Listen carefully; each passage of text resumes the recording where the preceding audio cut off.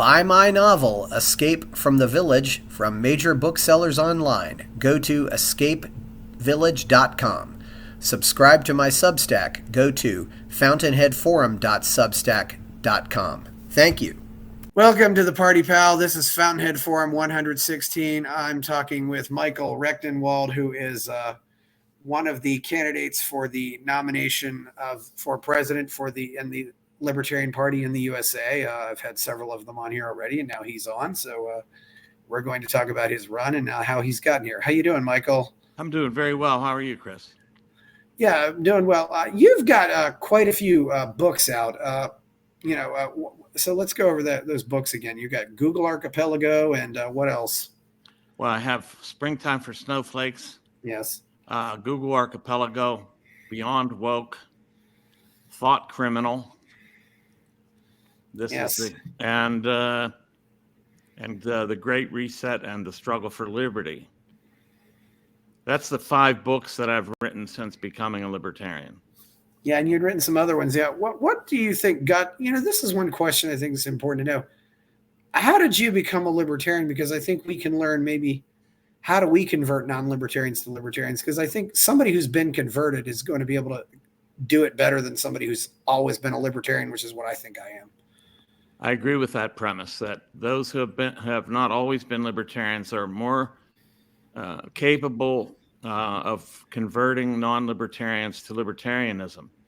And one way of doing it is by undermining the premises of their philosophy. And in particular with Marxists, the main thing is undermining their belief in the theory of exploitation and their belief that Marxism represents economic democracy, that it represents economic justice, that it's ethically superior to free market economics and free market practices. And by showing them that, in fact, their belief system is the most unethical one possible. And then you could, after telling them that, after attacking these premises, which I won't, say exactly how to do it unless you want me to, but yeah, then you turn them on to some of the books that you got this information from. And I would turn them to Mises and Hoppe, frankly, most importantly. I'm reminded of what Mises wrote. The market is a democracy in which every penny is a vote. And it's true that some have more votes than others, but this is just the outcome of a previous election. That's right. Yeah, that's another red herring I would try to attack, is this idea of economic inequality, and the idea that necessarily means something negative, that is assumed to be some kind of negative fact about the market, but it's not negative at all. Economic equality doesn't mean that people haven't gotten economic justice. And it doesn't mean that the free market is not the best system for producing wealth. That can be easily demonstrated, that the free market's the best system for producing overall social welfare. Yes. I definitely think there seems to be a worship equality is never productive. It's always destructive. You always it ends up making the rich people poor, but it doesn't make the poor people rich. Exactly. Yeah. How do you attack their premises without them going on the defensive, which is what they usually do? They're going to try to defend the premises. Yeah. One thing is, of course, the labor theory of value, which is the underpinning of their theory of exploitation. Once you knock the labor theory of value out, then the theory of exploitation falls, and there goes the whole house of cards of Marxism. And this isn't just with Marxists. I would say that is conscious Marxists, because I would say that a lot of people are unconscious Marxists. They're Marxists without knowing it. They assume that wealth is evil. They assume that corporations are necessarily exploitative. They think that big is bad. They think all kinds of things that are demonstrably untrue. Oh, they definitely do. Yeah. So, so tell me what you mentioned. Was there any particular book or any particular person that was part of your conversion, or was it just? Mises was first. Yeah. I read Socialism, an Economic and Sociological Analysis, and that, lays bare all the faulty premises and the methods, the rhetorical methods of Marxism, and totally undermines them.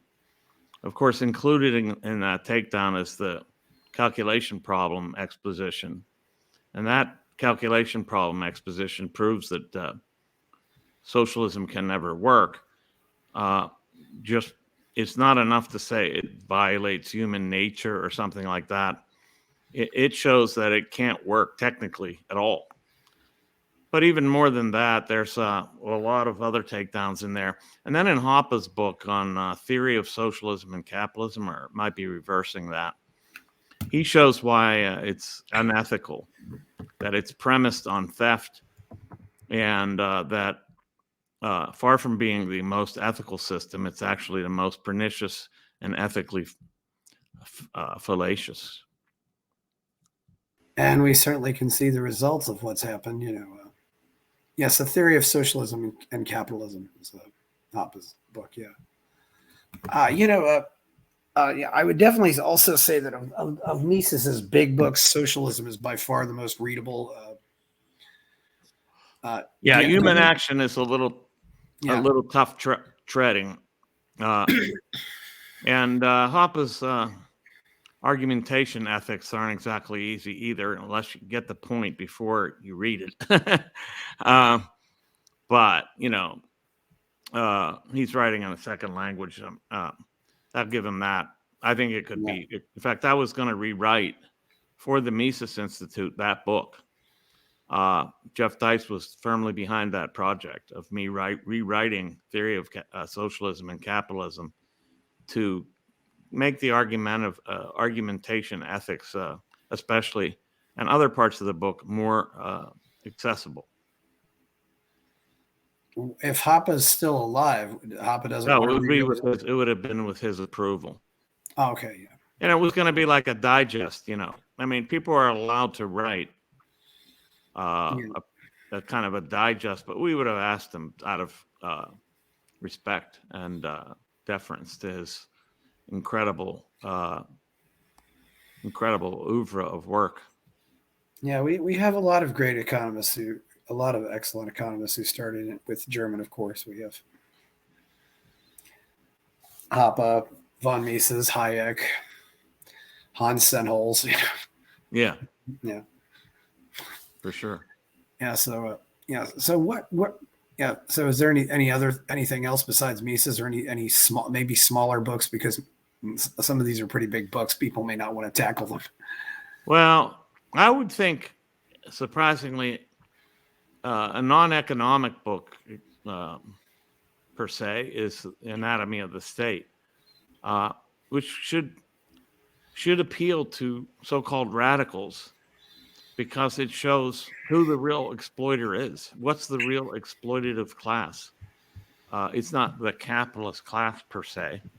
It's the state and its beneficiaries and its enablers, really. That's who's exploiting you. And there is a class warfare, and Hoppe was right about that in his Marxist and Austrian class analysis essay. Yes, it's very interesting. Right. Within 9 days, where we could possibly see a Austrian economist, anarcho-capitalist, become president of Argentina, and I've been watching him, and he's been making a lot of these same arguments. I don't know if you have been paying attention? I've been following him. He's a hero. I mean, I love the guy. I think he's great. There's a couple things I differ with him on, but they're not important. There is the truth. He's laying out the economics bare. He's laying it bare really well. And I love his attacks on socialism, the way he just says, look, it has blood on its hands. Socialism in power is is responsible for at least 100 million deaths, maybe more. Just that particular ideology. And he actually, in one debate, he asked Miriam Bregman and said 150 million. She's the full-fledged communist who's running against him. Although they're all pretty much socialists besides him. He's about the only one, and I think that. I mean, it's amazing. I think it's a great sign that this is happening in Argentina, and we could have our Javier Milei moment. It's not going to be this cycle, but if things go well this time, then it could be the next cycle or the one after that. Well, do you think you could copy his hairdo, Michael? His hairdo? Yeah. He's doing a 70s rock look. I'm doing an 80s rock look. That's about a 70s punk rock look. One thing to his credit, he still has a lot of his hair too. I don't think I noticed at 22 my hairline was starting to recede, but he still looks like he's got the same hair he had when he was much younger. Yeah, the hair is definitely a signature part of his look, and a sign of his, shall we say, irreverence, which I love. I love his irreverence. It's great. Yeah, and people say he's more irreverent, but like for the debates and stuff, he's toned it down to kind of look more presidential and professional. So it's actually it's like when you're so crazy and then you're not as crazy, it seems like it's normal. So it's not as shocking. Yeah, it's been amazing. It's been making me want to go down there. It's and apparently one I also heard one book that influenced him apparently was The Market for Liberty by Morris and Linda Tannehill, which I've not read, unfortunately, but he actually got a hold of a Spanish translation and got that book. Yeah, but let's get back to America. Back to America, where we got. Yeah. Have you run for office before? No, I never, ever even contemplated the idea of running for office. Largely because I'm not a big fan of the state and didn't want to be a state employee. So this movement, this campaign is really a movement. It is a movement for decentralization, localization, nullification, and to try to build the Libertarian Party on the local level in order to bring these things about. So it isn't like, now the campaign slogan is "Wreck the Regime," but that doesn't mean Michael Rectenwald wrecking the regime. We're talking about wrecking it from the ground up, not a top-down type of a takeover, but a bottoms-up resistance to the central government and all of its organs. Yeah, it might be what Max Borders likes to call it, underthrow. You don't overthrow, you underthrow. Yeah, underthrow, indeed. Because I had him on here a while ago. Great guy, although. And Max is very much a proponent of just non-political solutions. For example, what do you think about Bitcoin? It's essential. It's an essential currency, and I think it can be used, and it is being used as a parallel currency to the fiat money. And I think we need to build networks, and people are already doing this. We need to extend these networks into ordinary people's lives so that they can use parallel currencies like Bitcoin. Now, I'm not going to adjudicate the argument between Bitcoin and gold or silver. Bitcoin has immense it has immense advantages, though. Yeah, and I don't think gold and silver will be going away. And of course, we don't want to adjudicate any Bitcoin versus Ethereum or Cardano or Bitcoin Cash right, because you can get into some real heated discussions there. Yeah. I leave it to the Bitcoin experts. We have some on the campaign, and I'm not going to be the one that talks about which Bitcoin is best, whether BSV or and all that. That's just too technical. I can't know everything, so I leave it to the experts on things. And since you mentioned it, Michael, do you have any volunteers out there that you'd like to give some praise to right now? I have volunteers out there. I'm not. I can't say exactly what their names are right now. I mean, I have had contact with them all, but yeah, my volunteers are doing great work. And we're bringing on high-level volunteers and, street-level volunteers all the time. But my campaign manager, I'd like to praise, that's Michael Heiss. He's doing incredible work. And my campaign coordinator, Lori Price, is also doing great work. And then there's Dave Casey, who's doing great as a social media manager. And then there are other social media volunteers, and they're all doing wonderful work. So I'm very grateful to have the staff that I do and the people behind me that I do. And I also have to say I'm very grateful to Dave Smith for endorsing me, and we've got other endorsements on the way. Jeff Deist has endorsed me, the former president of the Mises Institute. Yes. Walter Blanc, the senior fellow at the Mises Institute and a renowned economist, has endorsed me. And there's more coming. Yeah. Yeah, Dice went to work for. I think he's doing legal counsel at Monetary Metals. He's working for Keith Weiner, who is actually a very smart objectivist himself. Yeah, I certainly know him. Monetary Metals is a great concept, and one of the things that needs to develop further. Yeah, who are some, since you haven't who are some politicians out there that from the past or the present that you really admire and really would like to emulate, and they don't necessarily have to be libertarians, but just Ron Paul, of course, is the preeminent paramount exemplar, and I love him, and I've spoken on the same stage as him, in fact right before him, and I find him to be credible. And by the way, I would like to say Ron Paul was not flashy. He was not somebody that was like simply chanting slogans. Ron Paul was just cutting to the heart of the matter in very lancing truth statements, unvarnished truth he was speaking. And Harry Brown was also great to a lesser extent, but still great in its own right. Yeah. And I think Javier Milei is another one. He's today's example. There are different things I like about different politicians. I've been accused of being a Trumpian. Let me just say this. There are things about Trump that I like, that he gives the middle finger to the establishment, whether he is just controlled opposition or not. I'm not sure. Who knows? But I mean, basically, I love, oppositional candidates that are really making foundational arguments against the regime. Rand Paul is a great example of that, especially with reference to COVID and the wars. Oh yeah, he's been doing good stuff. Tom Massey, of course, is also good.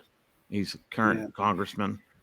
So there are people out there. We don't have the numbers in Congress or the Senate that we'd like, but we have to start building up state senates and things like this before we can accept or attain to, I should say, such levels as U.S. senator, U.S. congressperson. Yeah, I agree, and the LPs always try to do that. You build up. You start with your minor leagues, the local races, and then you go up from there. And you work your way up. It's just that's how a lot of these people get started. I mean, unless they're super rich. I mean, Trump certainly was a middle finger, although he ended up really being a complete disaster on COVID. But total disaster with Operation Warp Speed and the way he let Fauci and Burke run the whole show.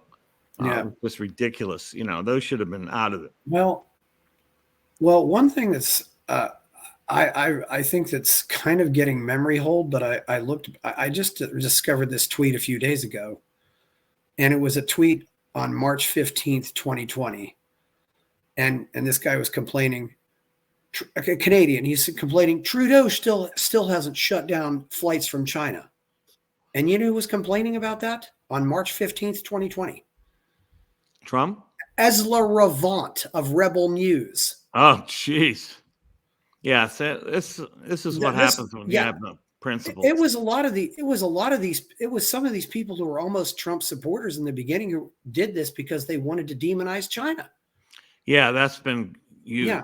And now we see, speaking of which, there was a brief glimpse of a supposed anti-war right. But it turns out it was just a political anti-war and past tense anti-war right.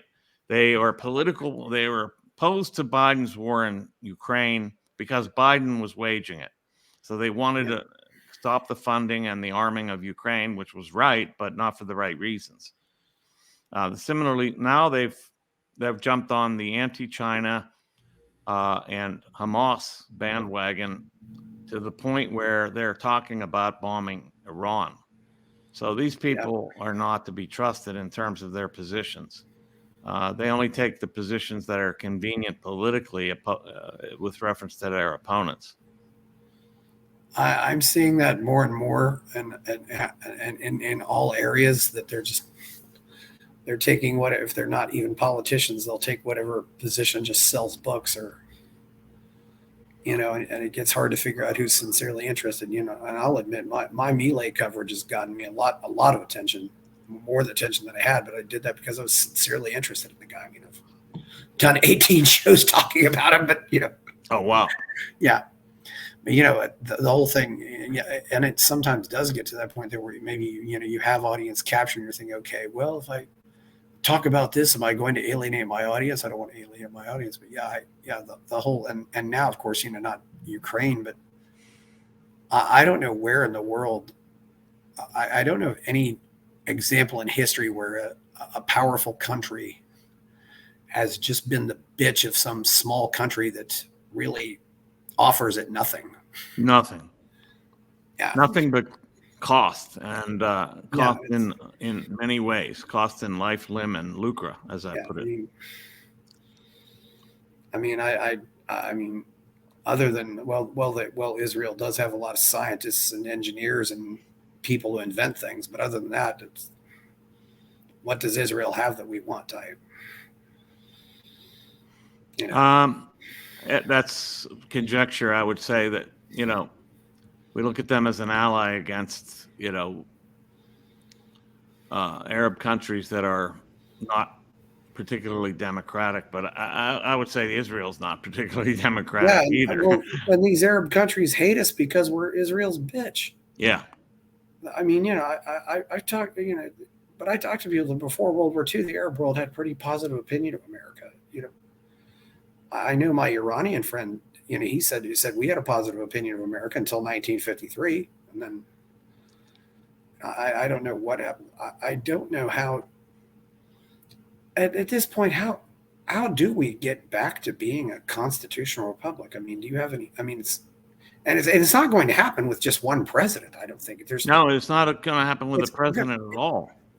And that's why I argue, RFK Jr. his approach is, it's just upside down. Well, I guess what I'm saying is I think it's going to take at least 20 years to fix this. Yeah. If not longer, but it has to start, as we said, locally, and then build up from there. It can't be done from the top down. Yeah, I agree. But but certainly the president can have influence. I mean, if you are elected president and you're inaugurated, what do you do on your first day, your first week? First day? Yeah. I pardon Snowden and Assange immediately, first of all. I have those pardons written and ready to sign. That's the first thing, and that's very easy. Then you start dismantling the Fed, of course. Yes. Auditing and dismantling the Fed. And then trying to get the legal tender laws abolished. And then working on dismantling the CIA and the FBI. And what do? You get rid of them if you can, and we have to build those infrastructures from the ground up again. They are just total weapons against us and the world at large. In the case of the CIA, the most dangerous criminal enterprise of the state, perhaps. Other than, yeah, I think there probably are.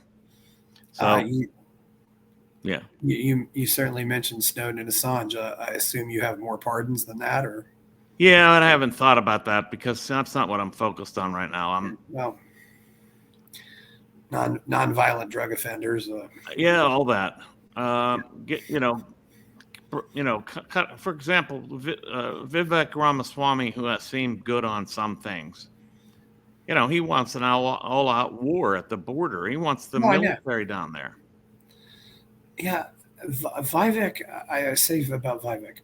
About 2/3 of the time, I really like him, and then about 1/3 of the time, I think he's nuts. Yeah. It's I think he is adding some good things to the conversation. I think he gets it in a lot of ways. And he's able to talk about this woke stuff from not being white, which helps. And it's and he talks about it from a business standpoint.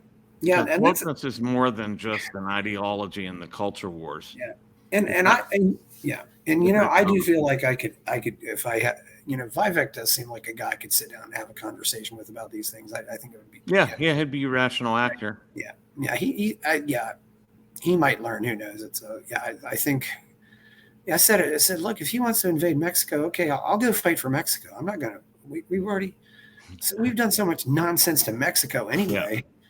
I mean, and would we have all these immigrants wanting to come here if we hadn't destabilized all these countries? Exactly destabilize them. Yeah. And also put on, trade sanctions and all that. That's the cause of the immigration swelling here.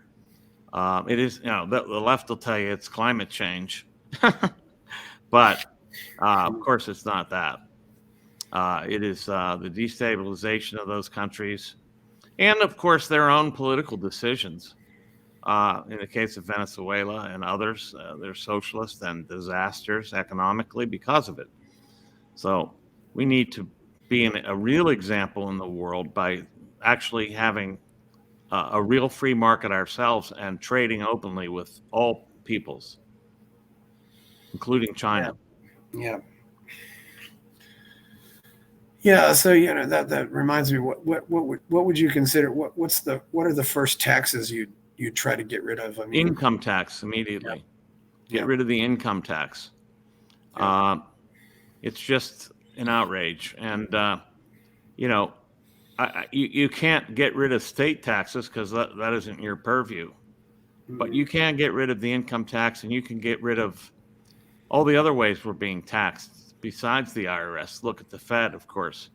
We're being taxed indirectly through inflation. So that that can be stopped by virtue of getting rid of the Fed, and then allowing the competition of currencies in the marketplace. There's no reason why we should have a single fiat currency. Yeah, we'd have competition. Yeah. Would you do like Nayib Bukele and make Bitcoin legal tender? Well, by getting rid of legal tender law, you don't have to do that. You just get rid of legal tender law altogether. There's another thing I might get rid of is also incorporation laws, that make corporations effectively productions of the state. Why do we do that? Why do we give special status to particular business enterprises by having laws of incorporation? If we can get rid of those, then we make a more free market by virtue of disestablishing such advantages as incorporation gives, and their that's a state production. I'd love to go into more detail on that. What are some of those advantages that you think they create? I mean, some people. You're certainly not the only person who's considered corporations to be anti-free market, but I'd love to get some more detail on that. Is it because of limited liability, or limited liability is one thing? It takes the liability off of individuals and puts it on an abstract entity, and that's one. I think there are tax benefits to that as well. Yeah. But I think I think those are the main two things, and also. I think it abets the collusion between the state and these business entities. You know, when I read Hoppe's book, I realized something else too about the problem with time preference. And if I'm a sole proprietor and I own a company, and let's say I even becomes a really large company, like like say HEB, which is a grocery store down here, which is privately held. I think Giant Eagle up there is privately held. And Yeah. But if I have a private company, I want my company to be profitable, but I also want my grandchildren to have a profitable company. Yeah. So I have a low time preference, but yes, corporations, as we know them, are all high time preference. High time preferences. This adds to their ability to deflect. Actually, it allows their ability to become politicized workings like they have become, because there's this kind of division between the shareholders and the management. Yeah, and that kind of division has caused the management to really operate almost semi-autonomously, and to separate the assets of the company and the running of the company from the ownership of the company creates all kinds of higher time preference. It also allows mismanagement and the politicization of these companies, like the woke capitalism is a result of this, for example. The owners, who are the stockholders, don't really have any authority, and the board doesn't have any ownership, but they just and really, Michael, are they really that much different from academic boards of trustees? Not really. I mean, because I remember, as Martin Anderson pointed out years ago, nobody really owns a university or a college. Yeah, that's right. And speaking of that, it allows them to create executive bloat. And, some of the salaries of corporation heads, people on the left argue about that. There is something to it. Yeah. That's because of the disjunction between ownership and management. That's what allows corporate bloat and corporate wage inflation, executive wage inflation, I should say. And that would all be ameliorated by abolishing corporate law. And, I don't know how you do all that, because it's state law too. But it's still something I would work at. Yeah. So what would it look like after corporate law was abolished, or what would your idea look like? Well, you have businesses running where the ownership of the business is running the company too, somehow, at least through their proxies, if not themselves.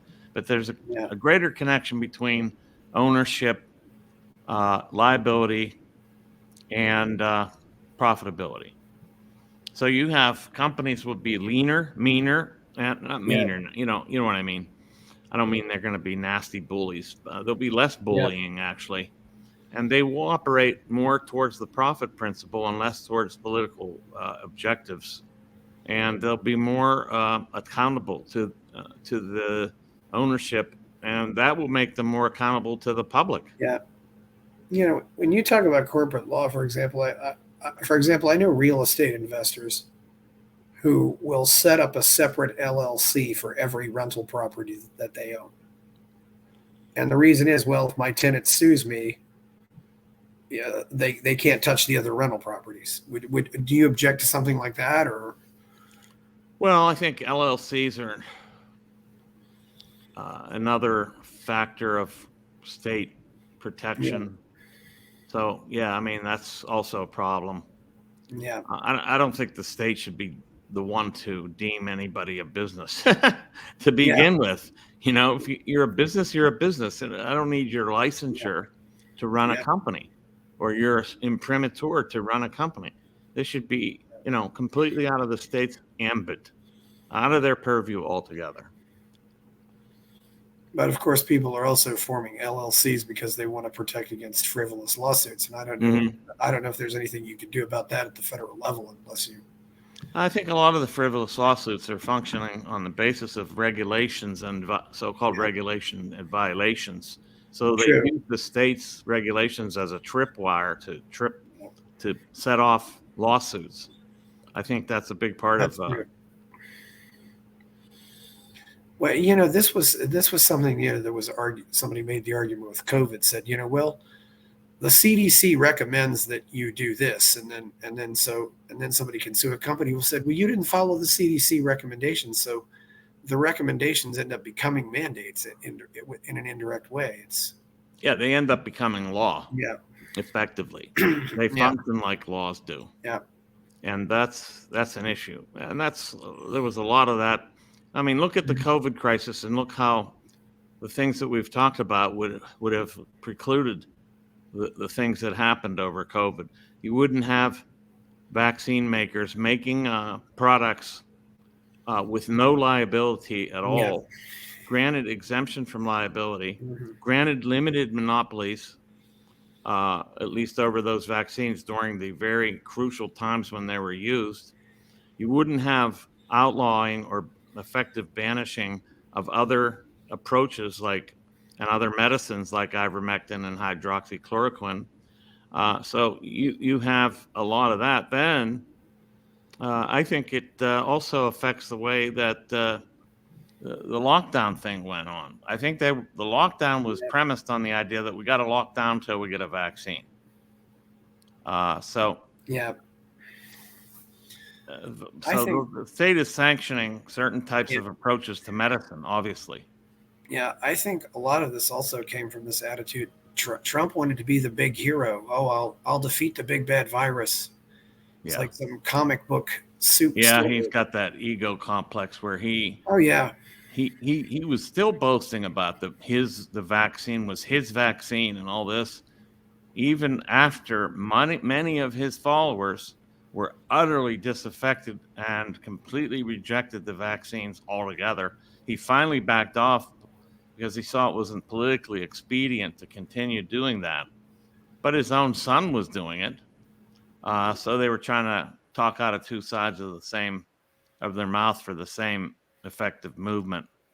But, finally he stopped that. But, it doesn't matter. He did it. Operation Warp Speed was his baby. And it was warped all right. Yeah, it was warped. So that gets us back to something else too, though. What do you think about intellectual property laws? Abolish. All of them? All of them, including copyright, patent law, all of it. These are monopolies granted by the state. I know the history of patents and copyright, at least going back as far as the early 19th century. And, patents were first letters granted, written, penned by the king, or his minion and his amanuensis, if you will, and then granting particular players in the market exemption of total control over the products. So it goes back to kings. And then we adopted that in the U.S. as a legal mechanism to protect inventors and authors and all that. But this can all be done without the state's role at all, and without creating these artificial monopolies. You could have products like in the case of a book author, which I am. Mm-hmm. Yeah. You can have in a contract that buying the book means you agree not to copy it and sell it to other people. It's a contract basis. That would be very interesting. So you could put contracts. Yeah. Yeah, Stephen Kinsella does great work on this, and I don't have, I did study intellectual property law as a graduate student, and there were different reasons why they wanted to abolish it, and a lot of the people we read wanted to abolish it. None of them were libertarian reasons, though. There were other bizarre reasons, but I won't get into that. In any case, that would be something that would be stricken. Look how damaging they are. Especially, if you're concerned about the developing world, as they now call it, particularly Africa, they put medicines out of reach for people, and people die on that basis. So, these monopolies have to end. I mean, you could find a way to to protect property in them, intellectual property, without the state establishing monopolies. Well, I think I realize patents are a problem, but there are also other, obviously we also have other evils that drive up the price of drugs. Yes. I mean, even if we didn't, I mean, from what I hear, the approval, the drug approval process is just the ridiculous. Yeah. And and even copyrights. I mean, you wouldn't. In the realm of medicine, it is going to have to involve education. The public is going to have to educate itself more about what works and what doesn't. And if you're going to have an open, free market in medicine, then that means you must have a more informed public, so that they can choose what they think will work and have discretion over what they put in their bodies. Yeah. One of the fundamental problems with healthcare and some other things is the corruption of the word right. They'll say, well, healthcare is a right. and as I like to call them, I call them anti-rights. They're not really rights. No. They just, because they're just as antimatter destroys matter, anti-rights destroy rights. And so how would you address that issue? Well, first of all, to say something is a right for some person means that person has a right to demand labor from somebody. Yeah. And that is effectively, theoretically, consigning them to slavery. So that's one way to approach it. Another way to approach it is there are no rights. There are no positive rights like that. There's only negative rights, and those are rights to property and speech. And speech is a property right, as Hoppe pointed out. And in fact, just the very idea of speaking, as he pointed out, proves that you have property in yourself. Yeah. So I don't believe in positive rights at all. Yeah. And free speech or say a free press means you have a right to write stuff, but that doesn't necessarily mean that Office Depot has to sell you paper. That's exactly correct. Yeah. And I argued this with the left during these heated debates about speakers on campus, and I said nothing is compelling you to listen. Why do you think you're compelled to listen to these speakers? Nobody told you have to listen. Yeah. So the way to deal with speech you don't like is to just tune it out or just ignore it. Not by shutting it down, which you have no right to do. So, I think I would demonstrate that speech is a right because it is coming from property that is yours. And it also proves that you have property in yourself. Yeah, I tell them, well, you can always, stick the toothpick in your ear, and then you won't have to do this stuff. Yeah, I'm totally serious. I don't know where it's like I don't want to hear it. They think they have a right not to.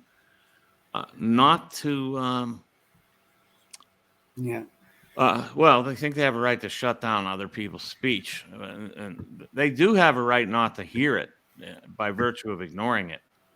But they don't have a right to determine whether it's hate speech or whatever.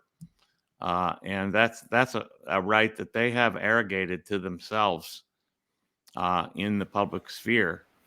And many institutions back them up in that. The universities back them up. I think the mainstream press backs them up. I think a lot of social media backs them up in that, and so forth. But by fact checkers and all this nonsense. Look, we can't have. I mean, we shouldn't allow. I should put it that way. People to arbitrate speech like this. Yeah, and like Jordan Peterson says, we have free speech for the main reasons that we don't know everything. we have to get our information. We have to get information from other people. If we, Yes, and he also says yeah, that free speech is crucial for the freedom of thought. yeah, Without free speech, you can't even think. It yeah, shuts down the thought processes because you can't get thoughts from other people. And if you can't express your thoughts, they don't really exist in a sense. yeah, So it shuts down the freedom of thought. But you know, I mean, with Jordan Peterson, who happens to be somewhat of a friend of mine, yeah, I agree on a lot of things, but there are major disagreements that I have with him. yeah. Yeah. You know, that would be a good endorsement to get if you got that. I don't know about that. Yeah. If you've probably seen his tweets and so forth about the Israeli situation. Oh yeah, I don't know what's up with that. Yeah, that's crazy. But you know, but a lot of people listen to Jordan. But he was better when he was on his own, though. Right? Yes, that's right. As soon as he joined the Daily Wire, I'd say he has been compromised. And I don't really know why he needed to do that either. He didn't need to do it. He had a massive platform already. He was making millions on his books. He could speak anywhere in the world already. You know, maybe it helped him get a speech in Israel, but he didn't need to do that to get that speech or any other speech. Yeah. I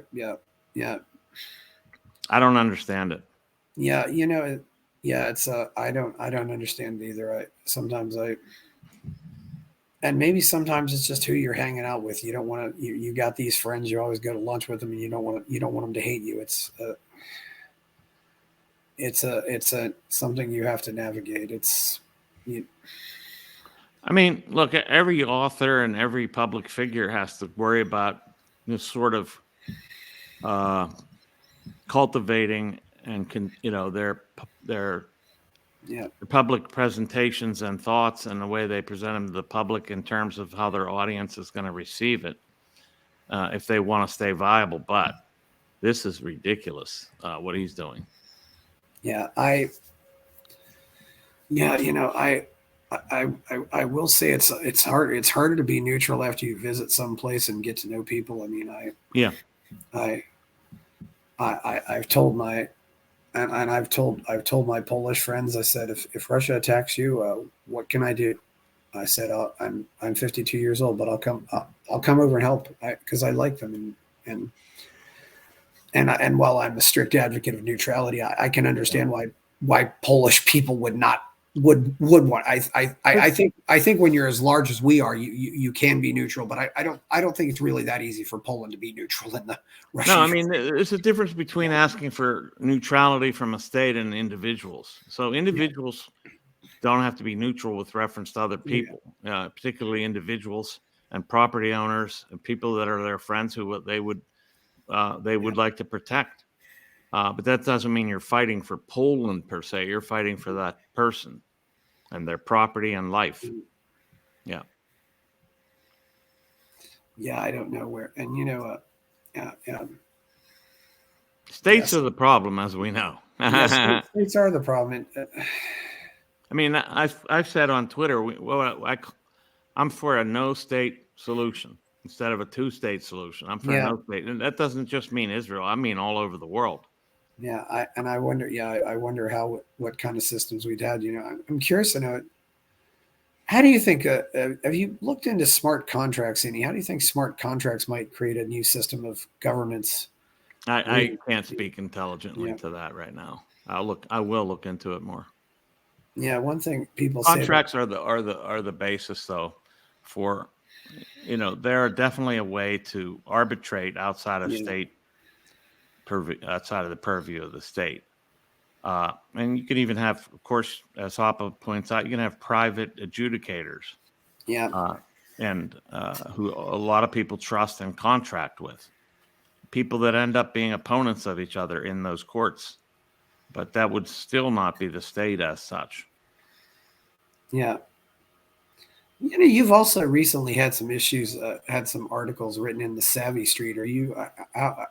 they're republishing some of my things. Yeah, they republish me. Yeah. Well, they're mostly objectivists, and they're actually very good objectivists. So do you have any opinions on objectivists in general? I mean, other than Don't get me I mean, started. they're Clowns at definitely ARI. they're fellow travelers, right? Yeah. And there are things I don't agree with them on. I think some of their stances are not necessary or, frankly, problematic. I think that I think it follows from some of Rand's positions, Ayn Rand, with politics. She was anti-Soviet, and I certainly don't blame her Yeah. for that. But she sort of bought into the whole Cold War propaganda, and likewise the Cold War and the state, militants with reference to other states, and that's where we definitely differ. And I think objectivists do that too. And then, their atheism, which I find, I don't want to get into it, but I don't like it.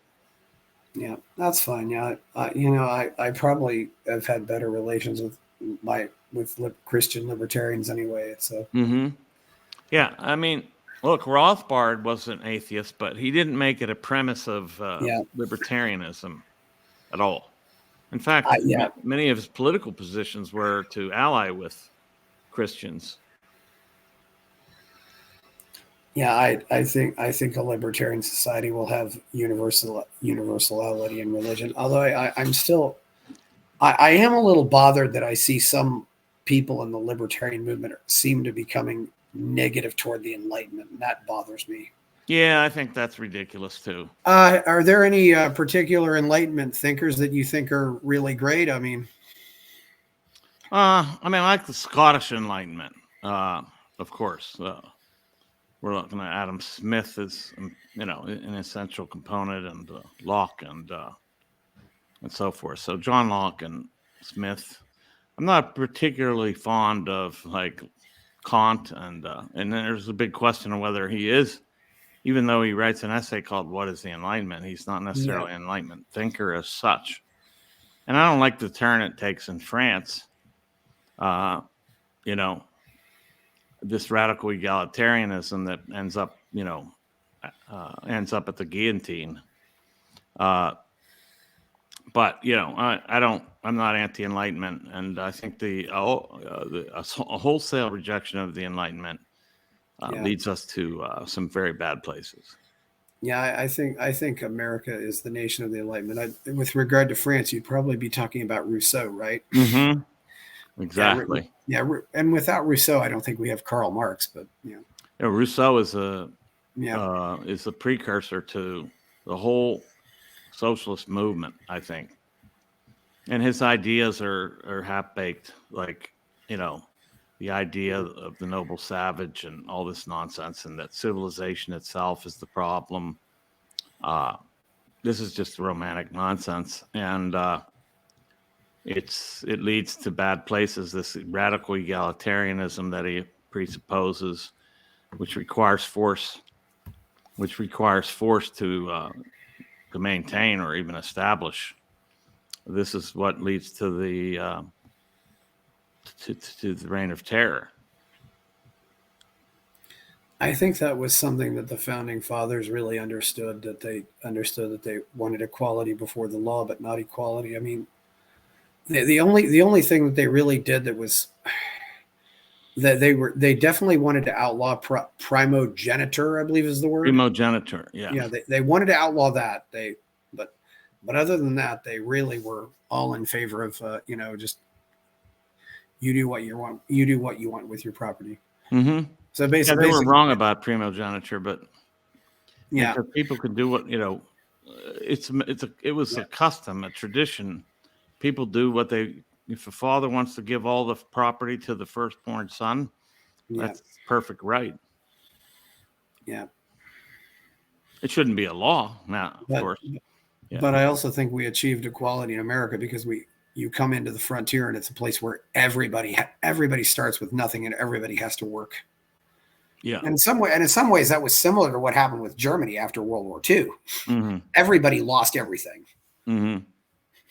Yeah. So everybody was starting from zero and had to rebuild the country, and they called it the economic miracle, but no, it's really just the result of It's interesting because I think The talents of the German people, if I might say so, being an American, German American. Look, there's no question that Germans have like engineering acumen and incredible, work ethic as well. Yeah, they certainly, People aren't equal. They're not equal, and they're not the same. Different peoples have different talents. Different tribes have different talents. Different tribes have different habits. I mean, Thomas Sowell points this out great in the fallacies of social justice fallacies, his recent most book. Very good. There's another man who was a younger Marxist, but then changed. Yes, he was. I mean, and now one of the firmest fighters for freedom, I think. And not to mention the way that guy churns out books. He's doing this. He's written 5 books in his 90s. I know in his 90s. Yeah, quite an exemplar and something I hope to follow. Yeah. I mean, I can't say that. However, I'm not saying I'm not. Look, I'm not saying I'm as smart or good as Thomas Sowell. You can't say anything about anybody without somebody saying, "Don't compare yourself to them. You're no Thomas Sowell." I never said I was. I'm saying he's a good model. He's a good. Yeah, I've only read one of his books, but he's a good writer and really speaks and just he's good for columns. He's good. Yeah, he does a lot of good work. I mean, good book too. I know you mentioned Locke. Have you read Algernon Sidney by chance? I love Algernon Sidney. Who's from the same era and don't know it. Somewhat forgotten though, but definitely worth looking out. Yeah, I think that's really one of the first great libertarian books. He seems a little more consistent than Locke does. I didn't like Locke as well, but I mean, there's just when I say Locke, there's just some principles from Locke that are, pretty firmly established now. What he called mixing nature, labor with nature creates property. We now call it homesteading. The same principle. Yeah, and certainly, I consider Jefferson part of the Enlightenment, and he's definitely worth reading. And read what he wrote about foreign policy. I mean, he was a friendly, as he said in his inaugural address, friendly relations with all nations, entangling alliances with none, or and just not getting involved. It really was speaking of Americans, though, of course, there's Lysander Spooner, who was a great libertarian. Yeah. Spooner was a great libertarian. Yeah, I think he's definitely one of the more. We had some interesting thinkers over the years. He's one of the most radical libertarians of all time. And speaking of it in connection with the founding, he thinks the Constitution was, who said we agreed to this, so he's actually anti-Constitution because he's anti-state, he's anti-national state. He thinks the whole thing was a charade pulled on us. Yeah, it kind of was. Do you have a favorite American president or a favorite American president or any other American? Well, I mean, Andrew Jackson was a great president in the sense that he tried to stop the central banks from taking over and controlling our currency. And that's huge. I mean, that's massive, right? I'm not a American historian. Actually, when I was, in my graduate school work and in my academic work, I was a British historian, or I should say a historian of British culture and science and so forth. So I really don't know American history like I do that. Well, that's great though too, because Britain has an amazing history of liberalism. I mean, who else do you really like from British history? And of course, it goes back really to the Magna Carta. Yeah, I mean, from British history, in the period that I'm writing in, of course, we're looking at there's some decent things in Ricardo, but also David Ricardo, and Herbert Spencer, and I would say, I've come to different views on the radicalism that I studied. I studied radical artisan thinkers and the free thought movement, as it was called. And many of those were heroes to me. Not so much anymore, because the same people now are prohibiting religious expression, and it's not even like the National Secular Society, which became grew out of a particular secularist movement in the 19th century, is Oh yeah, they're oppressive now, they want to ban basically religion, and yeah, they have nothing to say about certain religious creeds or peoples. They're very particular anti-Christians. Right. Yeah, they say nothing about Islamic fundamentalism, for example. Yeah. That's a very the way the atheist movement went woke, and Michael, I don't know what it is, but it's almost as if people who don't believe in God almost always feel this temptation to want to play God. Mm-hmm. And it's and you have to get to the point. No, you can't play God. Nobody can play God. This is make a difference. It's funny you mentioned this, because the day before I was asked to run by the Mises Caucus, I had written prospectus for a book that was going to be my next project, and it's about the rise of the social engineer in the 19th century. Yeah. And the connection between the social engineering advocates and aspiring world dictators, for lack of a better term, and their atheism. And because, like you said, in order to get rid of God, a lot of times people want to in order to be social engineers who are controlling everything, they have to get rid of the idea of God completely so that they can play God effectively. Yeah. And that does, but and it is great, for example, when you do certain things like Louis Pasteur and the rabies vaccine, or the polio vaccine, or the fact that we live, you go back to Locke's time, we live what, twice as long or 3 times as long now. There are positive things that we've gotten from this, but and science and religion weren't necessarily adversarial, That's correct. I've written about that a lot, as a matter of fact. They were not adversarial necessarily at all. Thomas Jefferson was really good friends with Joseph Priestley, and he's the guy who discovered oxygen, and that's some of these other great liberal thinkers. It would be very interesting to see what's happened there. And I don't know if you heard, the one guy, I think he was like the finance director of Hong Kong or something for a while. And he said, the one thing I did was I outlawed I basically banned, I disallowed anybody in the government from collecting statistics, because without statistics, there's no temptation to be social engineers. Yeah, that is the blueprint they work from, right? Yeah.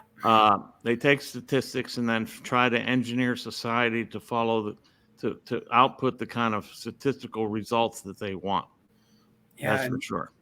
And people were talking about, Hamas is this terrorist group. And then I said, well, yes, and Israel has this terrorist named Yuval Noah Harari. and how many people does he want to kill? It's really getting. He's a total eugenicist, transhumanist freak. Oh, yeah. Total control freak and megalomaniac and eugenicist. And eugenics came out of, transhumanism was really a renaming of eugenics. Yeah. A rebranding of it. Yeah. These were issues that were explored a lot on the original Star Trek, and the people like wanted to create immortality or make people into machines, and they were always the bad guys. It was so they're trying to make themselves into gods. Harari even says it. He's got a book called Homo Deus. I don't know where that impulse comes from. I think part of it is you have people who are smart enough to know they're above average, but they're not still dumb enough to think they can know everything, because you reach a point in life where you realize, yeah, I'm smart and I got a lot of knowledge, but there's 100 times as many things to know as I don't. Well, what happens is they confuse authority over a subject with authoritarianism. Oh yeah. And they become authoritarian based on authority. And that's a very bad move. That there's a difference between having authority based on knowledge and becoming authoritarian, like happened during the COVID regime. Yeah, I mean, and this makes me wonder: are people like college professors always going to gravitate towards some kind of authoritarianism, whether they're public? Well, as long as the state's supporting them, they're going to be statists. Yeah. I mean, and the state props up all these people. We know how it does it? These people's careers are based on state sponsorship, really. So they are state agents, really, and so they're propping up the state. They're just as Hoppe called them, the intellectual bodyguards, right, of the state. Yeah, Hoppe. Yeah, Hoppe. Some say, I do think there's something there. Yeah, I wonder. It's fortunately, it seems like it's better in economics, but it's better in some fields for sure. Economics is one. Some hard sciences are also seemingly exempt from this tendency. I think physics, but when you start even into biology, I think people are there's always a temptation. Yeah. So and you've talked about what do you think we should try to do if outside of politics? What can we do to prepare ourselves for anything for the future? Get all our money into crypto, or I'm not going to give it financial advice, but I say we need parallel currencies and parallel structures of exchange for those currencies. Yes. So, but I'm not going to say which ones they should be. Yeah. I think that Bitcoin is probably an essential tool in that arsenal, but it's not the only. And I'm not going to, as I said, I won't adjudicate that. But I think these are definite approaches. I think the local approach, I wrote in The Great Reset and the Struggle of Liberty a 9-point plan of resistance, which just happens to map perfectly onto my campaign and movement that we're trying to usher in here, which is the localization, decentralization. I think that's the same impulse that guides that book and that guides my campaign. Yes, there's definitely some things out there. It's going to be very interesting to see what happens. And a lot could happen between now and we got about 13 months till the presidential election. A lot can happen between now and then. Yeah, we should get busy on these things. And I always say I don't want to make any predictions because there's always the possibility that some of these candidates will have a major medical event. It's a. And I say that. Yeah, this election is going to be very interesting because of all the independents in it, including Cornel West now, and of course Kennedy is an independent, and then we have the Libertarian Party. I don't know what they're doing at the Green Party, who they're propping up to replace West, but this is going to be like really a lot up for grabs. Really, a lot is up for grabs. So. This is an essential point at which the Libertarian Party can assert itself, I believe. And we need a spokesperson, and I'm sorry if this sounds like a campaign stump speech. We need a spokesperson that can clearly and in detail articulate our views. That's definitely important. I think we need somebody who can go out there and talk and explain concept and explain complex things with simple terms. You don't want to. Sometimes we can use too many big words, and Yes, I agree, but we also don't want to just paper it over with slogans.